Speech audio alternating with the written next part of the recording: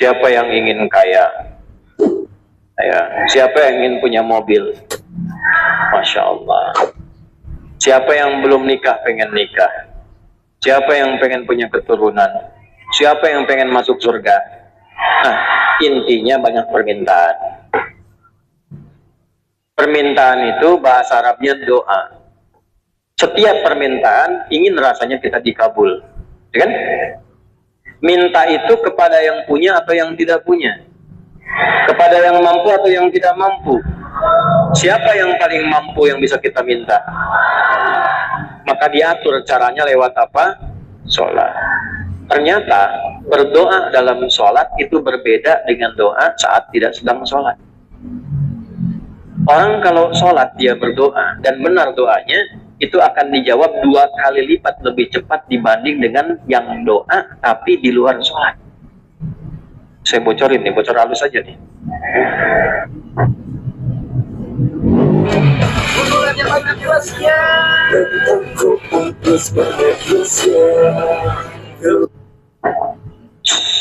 Orang yang doa dalam sholat itu doanya akan dikabulkan 2 kali lipat lebih cepat dibandingkan orang yang doa di luar sholat.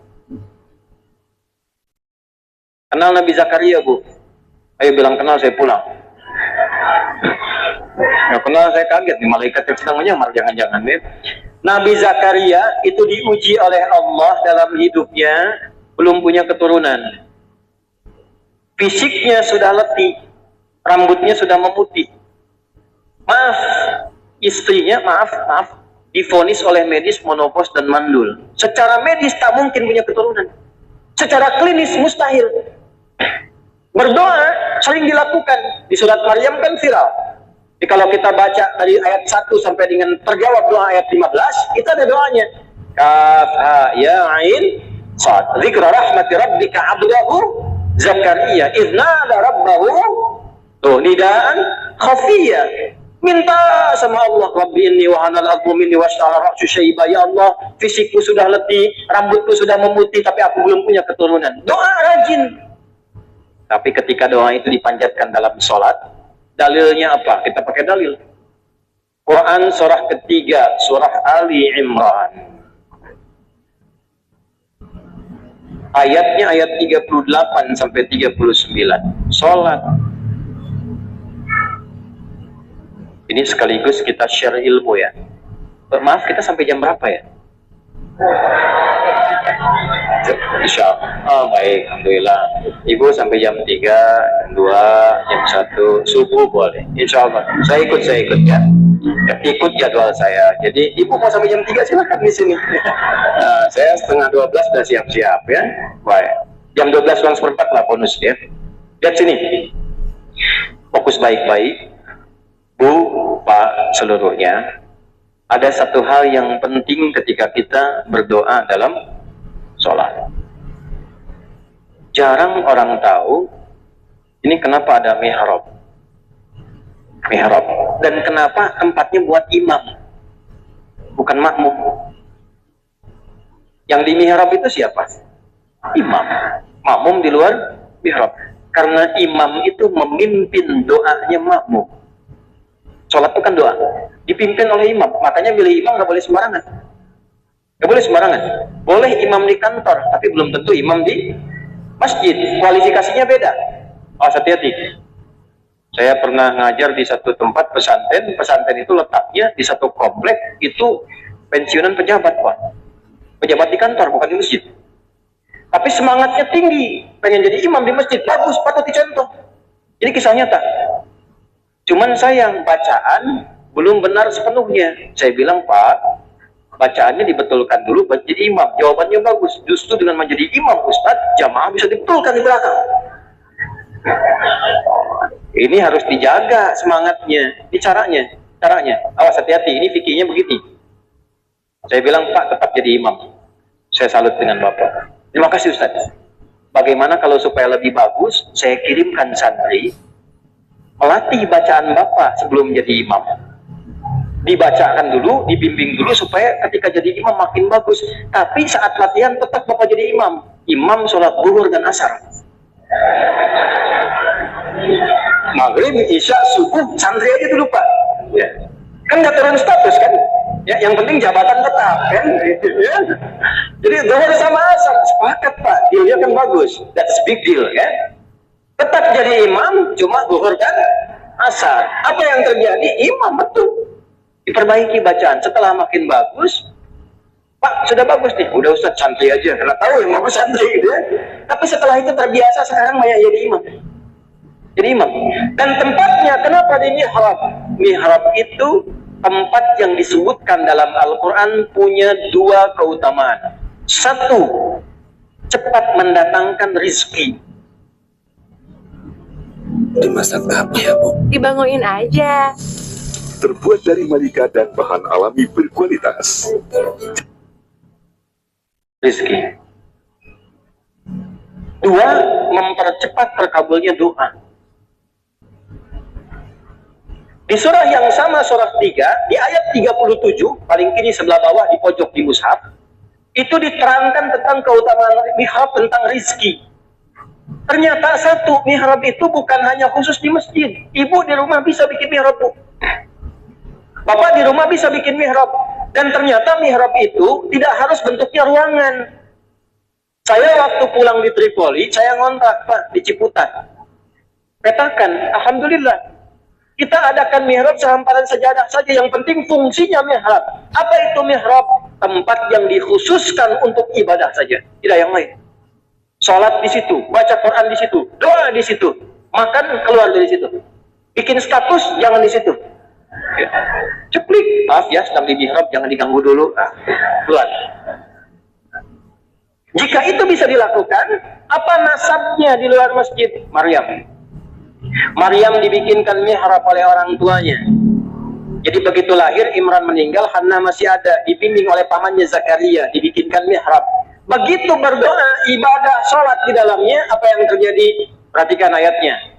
فَتَقَبَّلَهَا رَبُّهَا بِقَبُولٍ حَسَنٍ وَأَنبَتَهَا نَبَاتًا حَسَنًا وَكَفَّلَهَا زَكَرِيَّا كُلَّمَا دَخَلَ عَلَيْهَا زَكَرِيَّا الْمِحْرَابَ وَجَدَ عِندَهَا رِزْقًا قال يا مريم أنى لك هذا قالت هو من عند الله إن الله يرزق من يشاء بغير حساب.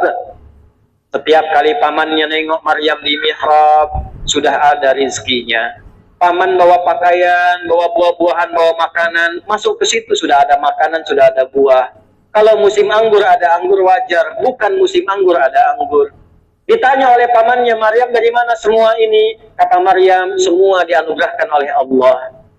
Kalau kita mendekati Allah dengan baik, Allah berikan tanpa batas. Di mana dilakukan itu? Mihrab. Jadi kalau bapak, ibu berdoa ingin diberikan rizki yang cepat, rizki itu keturunan, rizki ketenangan, rizki materi, bikin mihrab, lakukan.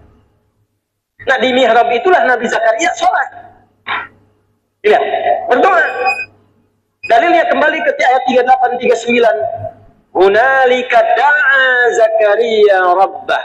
Qala rabbi habli min ladunka dzurriyyatan thayyibah. Innaka sami'ud du'a. Di mihrab itulah Nabi Zakaria berdoa, minta sama Allah. Perhatikan doanya. Ya Allah, semua orang mengatakan bahwa aku tidak mungkin punya keturunan. Karena itu aku meminta kepadamu yang tidak pernah punya batas dalam pemberian. Rahasia ketiga, Bu. Ketiga nih, saya udah kasih rahasia di sini aja nih. Yang tanya tadi sama jamaah Cijantung, nggak dibuka kecuali di sini. Jangan dibagi-bagi ya. Apa yang ketiga? Kalau mau doa, buka awali dengan nama Allah sesuai kebutuhan kita. Disingkat Asmaul Husna. Dalilnya apa? Quran surah 17. Ayat berapa? 110. Ulidu'ullah, hei adi, hei fulan, hei fulanah, kalau sedang punya harapan, punya keinginan, punya doa, kata Allah sebut nama minta.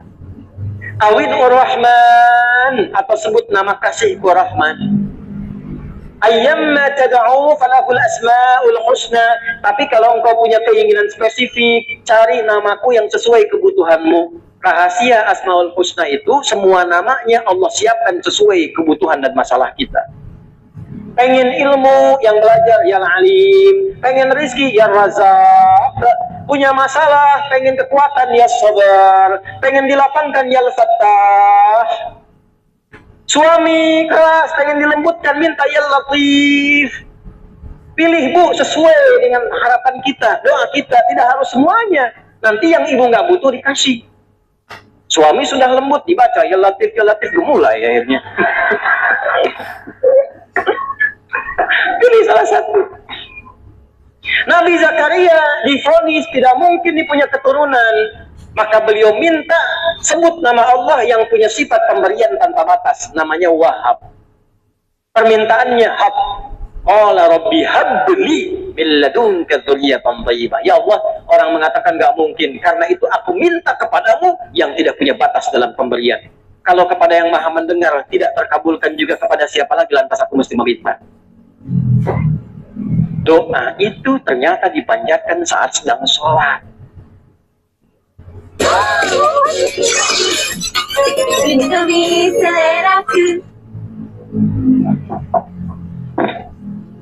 Tahu dari mana sedang sholat? Ayat 39-nya. Fanadatul malaikatu wa huwa qaimu yusalli fil mihrab. Annallaha yubashshiruka bi Yahya. Tiba-tiba yang tadinya sering doa sekarang dipanjatkan dalam sholat. Langsung turun malaikat menyampaikan, Allah mengabulkan doamu, dan turunnya cepat tanpa jeda, pakai fa. Harfu atfin rabitin baina syai'aini bila hudud. Huruf yang merangkai dua peristiwa cepat tanpa jeda. Peristiwa pertama berdoa, peristiwa kedua terkabulnya doa. Antara berdoa dengan terkabul tanpa jeda. Begitu selesai doanya, belum selesai sholatnya. Bahasa Qurannya masih berdiri, Bu. Sholatnya belum selesai. Begitu selesai doa, jawaban langsung datang. Allah kabulkan. Tuh, kalau sholatnya benar, itu nggak tunggu salam.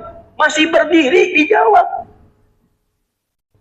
Nabi Zakaria sholat dulu, berdiri, minta dikabul. Umat Nabi Muhammad SAW, karena 10 kali lipat dijamin oleh Allah lewat syafaat dan kemuliaan Nabi-Nya, maka tidak tunggu sholat. Sebelum sholat, langsung Allah sampaikan mau minta apa. Nabi Zakaria sholat dulu, minta dikasih. Umat Nabi Muhammad sebelum sholat sudah ditunggu mau minta apa. Turunlah perintah, wasta'inu bisabri nih, saya tulis nih supaya betul-betul paham, kita mengerti. Wasta'inu. Ini saya berjuang sepenuh hati menerangkan ini, ya. Datang sendiri, berangkat sendiri, nulis sendiri, ngapus sendiri itu. Kalau belum taat juga, dengan cara apa lagi saya mesti berangkat? Lihat, wasta'inu, dan jika kalian sedang punya masalah, begitu cara menerjemahkannya. Bisabri, terima dulu itu dengan sabar. Sebagai ujian dari siapa? Cara sabar gimana? Yakinkan pada diri kita, Allah tidak akan menguji kecuali kalau kita mampu. La yukallifullahu nafsan illa. Yang kedua, yakinkan setiap masalah pasti ada solusinya. Inna ma'al usri. Nah, jadi kalau sedang ada masalah begini caranya. Ini bahasa Quran. Katakan pada hati kita, selesai ini. Pasti selesai. Itu kalau begitu hati lapang. Kalau hatinya lapang, tenang. Tenang dari kelapangan itu disebut insyirah. Makanya kalimatnya ada di surat Al-Insyirah. Alam nashrah laka wa wada'na wa rafa'na laka fa inna ma'al usri Nah, inna ma'al usri itu bahasa kitanya. Pasti selesai, pasti selesai. Hati lapang. Gak mungkin saya diuji kalau saya nggak sanggup. La yukallifullahu nafsan illa. Hei Asep, ada Asep di sini? Oh, ganti. Agus? Ada. Ini pasti nggak ada nih. Suneo, ya pasti nggak ada tuh. Pasti nggak ada. Nggak ada kan? Ada juga. Hei Suneo. Ya. Engkau tidak akan diberikan ujian kecuali engkau sanggup mengatasinya. Dan memang ujian itu adalah jalan untuk mendapatkan jawaban doamu. Jika kalau sedang punya masalah, yakinkan saya yang dikasih itu karena saya sanggup. Kalau tidak sanggup, akan dikasih ke ibu, Bu. Kalau saya tidak akan sanggup, saya tidak akan diberi ujian karena sanggup. Karena mau dinaikkan, dikasih. Dan kita dipercaya oleh Allah. Allah percaya dengan kita. Kenapa kita tidak percaya dengan Allah? Kenapa ibu sedih begitu? Ya. Wasta'inu. Nah, caranya bagaimana supaya meminta solusi? Terima, sabar, wassalah, datanglah lewat sholat. Perintahnya wasta'inu, lalu kita ingin rubah ke dalam bentuk doa, minta. Ini perintah dirubah ke doa. Cara merubahnya bagaimana? Kembalikan di ilmu sorof ke tasrif. Tasrifnya bagaimana? Ista'ana, yasta'inu, isti'ana. Fahuwa musta'in, ista'in, ista'an, musta'an. Ya, ustu'ina, yusta'anu. Jelas? Oh, jemaah YouTube kan tasrifnya begitu. Taba yatubu, YouTuban. Fasbaka yufasbiku, Facebookan. Ya? Ista'ana yasta'inu, yasta'inu. Ini masih dia. Kalau dibawa ke kita untuk tawadu merendah, robah dalam ilmu balaghah, robah dari ya jadi nun, yasta'inu menjadi apa? Nasta'in. Ke atas nasta'in begini. Nasta'inu. Ini asalnya. Perintah Allah, wasta'inu, kita minta, nasta'in. Mintanya ke siapa? Mintanya ke siapa? Boleh selain Allah? Tidak. Hanya pada siapa? Dalam bahasa Arab, hanya kepadamu, bukan kepada selainmu. Iyaka namanya. Maka sebelum nasta'in, masukkan kata iyaka. Artinya mengkhususkan, ini taksis. Hanya kepadamu ya Allah, kan engkau yang perintahkan. Aku yang lakukan. Itu ke Allah. Kalau manusia kan beda. Kau yang memulai, kau yang... Nah itu gitu ya. Ini karena ke Allah, ya Allah engkau perintahkan, aku lakukan. Engkau bilang wasta'inu, aku lakukan. Iya kanas. Nih saya baca nih. Ibu, bapak waktu sholat ada kalimat ini enggak? Iya kanas nasta'in. Saya tanya, itu dibaca waktu ruku atau waktu sujud? Berdiri. Bukan saat ruku, bukan saat sujud, saat berdiri. Saya tanya nih, Nabi Zakaria itu saat minta, beliau dalam keadaan apa tadi? Berdiri dalam apa? Sholat, minta dulu, berdiri dikasih umat Nabi Muhammad. Sebelum berdiri, hayya ala sholat. Ayo sholat. Kita tanya, kenapa ya Allah? Dijawab dengan suara muadzin. Muadzin itu pemanggil, dari kata adzan. Adzan itu jamak dari kata udun. Udun itu telinga. Diperdengarkan pada orang-orang yang masih punya telinga dan pendengaran. Hayya alal falah, supaya engkau bahagia, tenang, terjawab harapanmu, kumpul semua kebahagiaan, namanya falah. Dibawa oleh kita, saat berdiri kita bacakan, ya Allah, aku menghadap sebagai hamba. Hamba bahasa Arabnya abdun.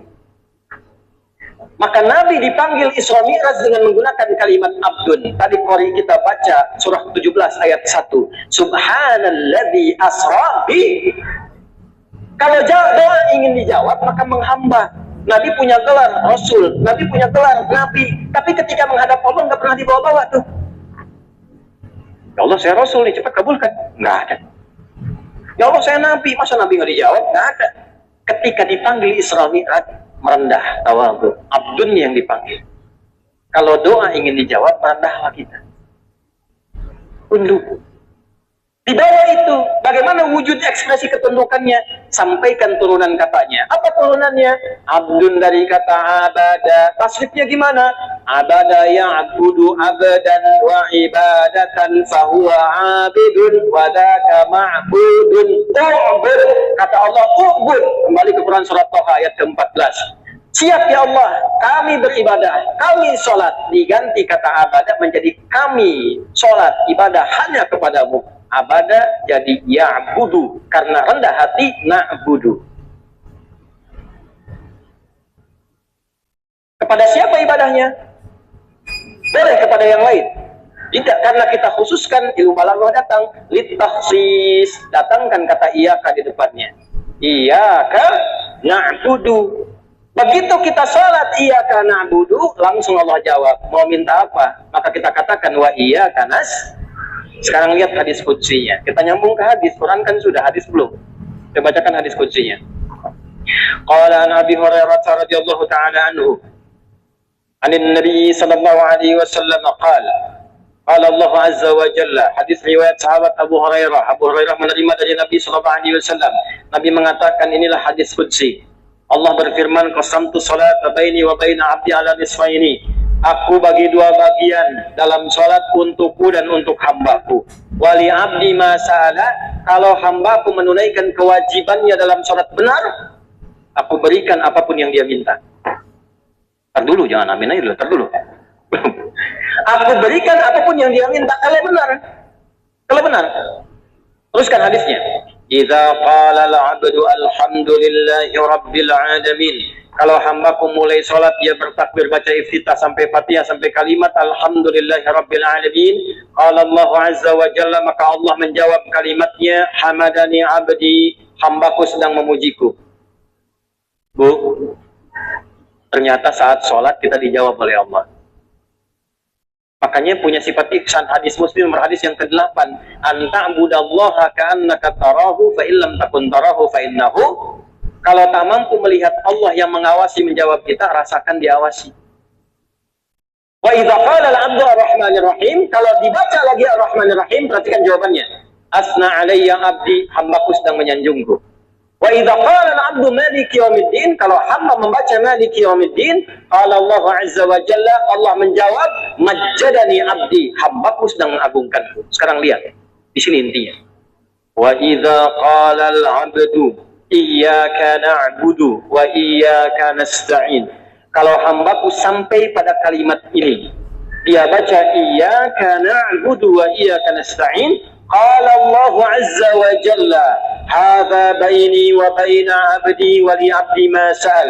Inilah perjanjianku mulai berlaku sekarang. Kalau hambaku benar dari mulai wudunya, niatnya, takbirnya sampai al-fatihah, sampai kalimat ini, apapun yang dia minta sekarang aku akan kabulkan.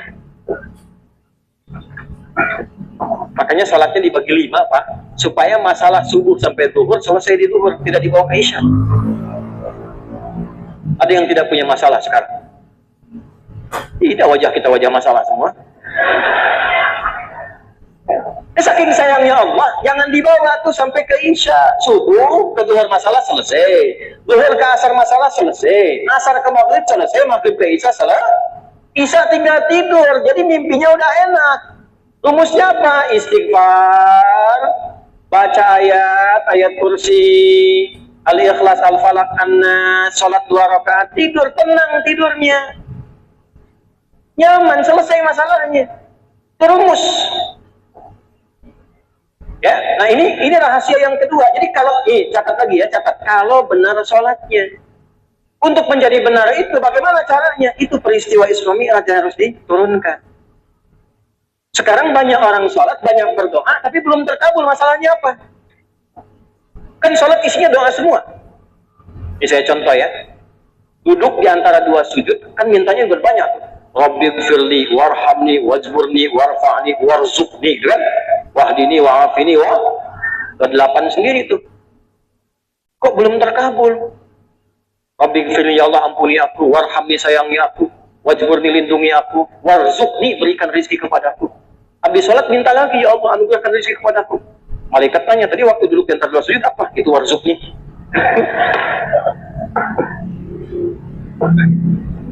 Dulu orang baru sholat baca terkabul. Kenapa kita sekarang sampai salam belum terkabul?